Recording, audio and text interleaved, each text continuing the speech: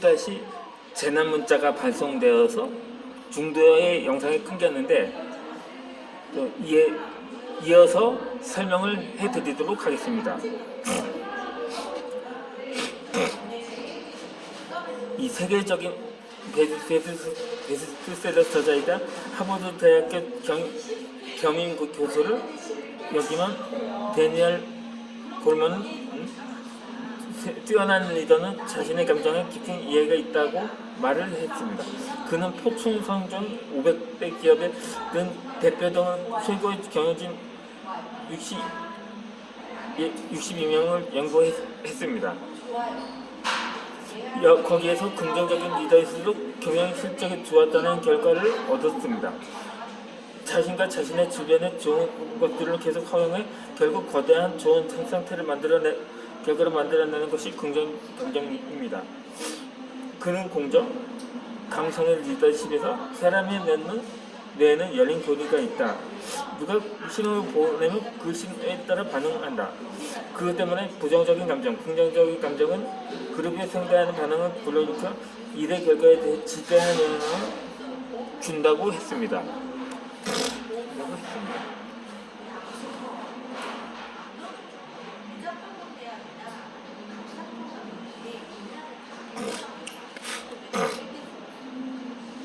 따라서 감정도 조절할 수가 있다고 합니다.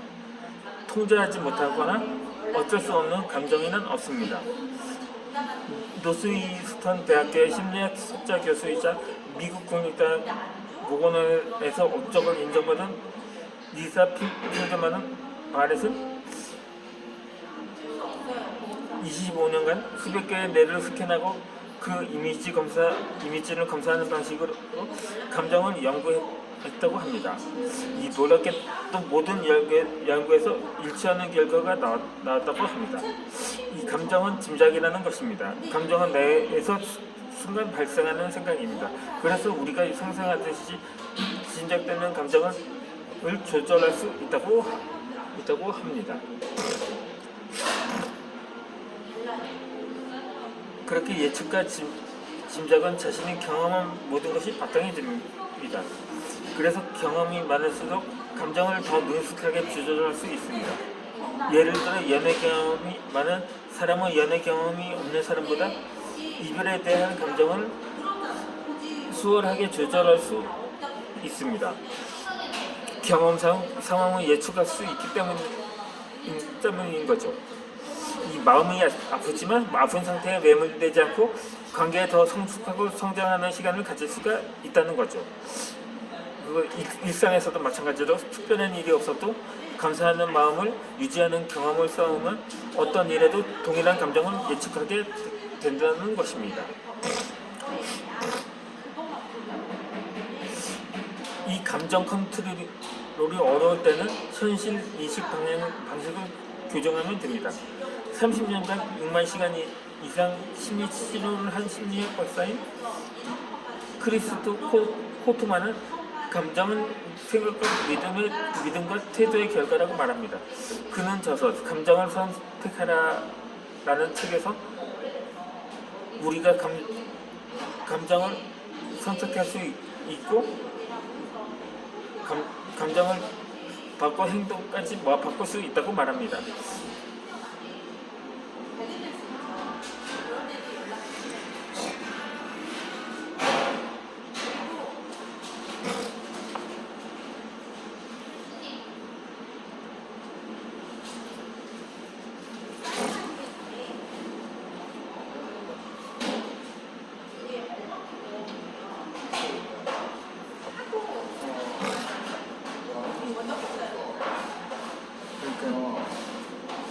어떤 일에도 짐작되는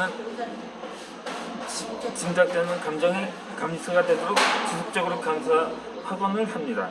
우리는 감정을 조절하고 어떤 일이든 얼마든지 결과를 바꿀 수가 있습니다. 목표에 집중하고 소원의 의미를 부여하고 감사의 감정을 선택해야 할 것입니다. 그렇게 감사의 감정은 긍정적인 행동을 일으킬 것입니다. 감정과 행동이 선순환되면서 소원이 무한히 이루어지게 될 것입니다. 어떤 소원도 이루는 거인으로 성장해 보도록 하고 감정을 반드시 해낼 수가 있을 것입니다.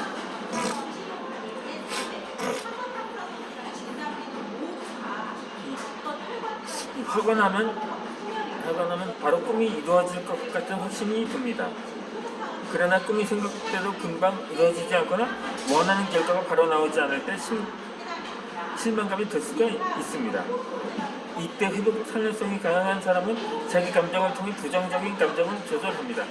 하지만 회복 탄력성이 약한 사람은 스트레스를 이겨내지 못해 무기력해지거나 우울감을 느낍니다.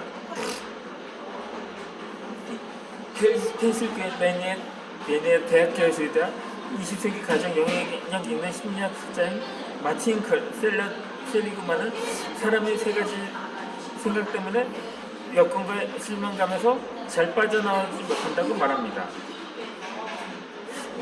이 첫 번째는 내가 잘못해서 그래라고 자책한다는 거죠.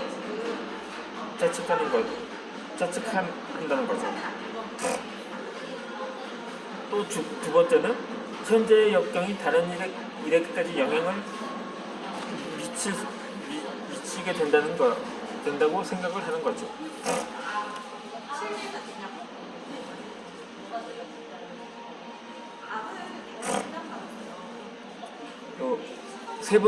세 번째는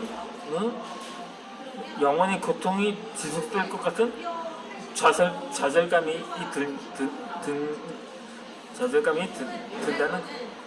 든다는 것입니다. 이렇게 포브스가 선정한 세계에서 가장 영향력 있는 여성인 셰릴 샌드버거는 페이스북 최고 운영 책임자입니다. 그는 휴가차 머무는 멕시코에서 운동하던 남편이 심장 부정맥을 사망한 일을 겪었다고 합니다. 샌드버거는 저서란인을 통해서 무조건 앞으로 들이밀고 나가야 한다고 주장했습니다. 스스로 기회를 강력하게 움켜줘야 한다고, 기회는 적극적으로 달려드는 자만이 갖는 것이라고 강력하게 말했습니다. 하지만 이렇게 불행한 일이 생기자 누구보다도 이 세 가지 생각에 매몰돼 매일을 고통스러워했습니다.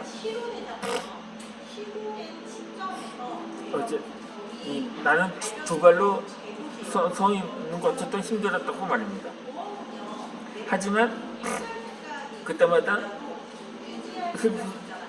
샌드버거는 슬픔에서 벗어나기 위해 회복 탄력성을 키워나갔던 거죠. 여기에 한 4가지 방법을 적용을 했다고 합니다. 첫째, 자신의 잘못이 아니면 깨달는 건데 그는 자신의 잘못이 아니라고 끊임없이 되뇌어 말을 했습니다.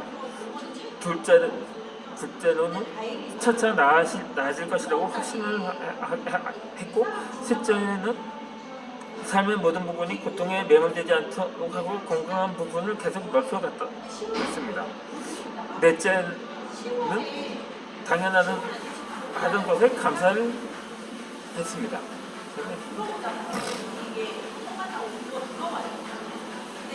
그렇게 해서 그는 여건에서 빠져나게 됐고, 남편의 죽음을 맞이하기 이전보다 조금 더 행복하게 살게 됐다고 전했습니다. 이렇게 회복 탄력성은 가장 큰 고통이 사랑하는 사람은 이런 시련도 넘어서는 힘을 주게 된다는 것입니다. 미국 심리학회는 회복 탄력성은 시련, 지속적인 스트레스의 원인 앞에서 적응하는 힘이라고 말합니다. 미국을 대표하는 심리 전문가인 버지니아 대학교 교육학과 맥제이 교수는 시련을 이겨내는 힘으로 단호한 용기와 의지를 들었습니다. 용기와 이지는 자신의 능력을 신뢰하고 새로운 가능성을 찾아 시각에 나아가는 힘입니다. 그리고 이런 용기와 이지를 더한 회복력으로 실험을 극복하고 결국 목표를 이루는 끈기가 근성인 거죠. 그렇게 소원을 이루려면 근성을 가져야 한다고 말합니다.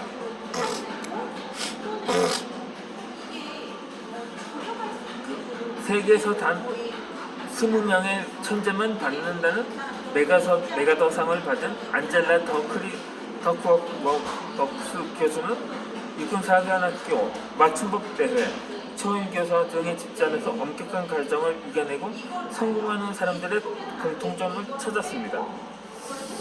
그것을 인내심을 갖고 포기하지 않는 끈기, 즉 근성이었던 거죠.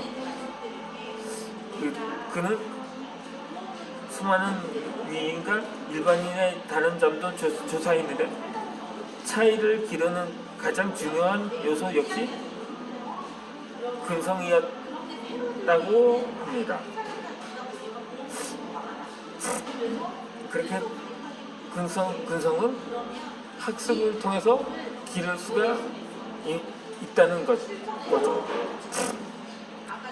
이제 저는 다음 영상에서 다시 뵙도록 하겠습니다. 오늘 영상은 여기서 마치겠습니다.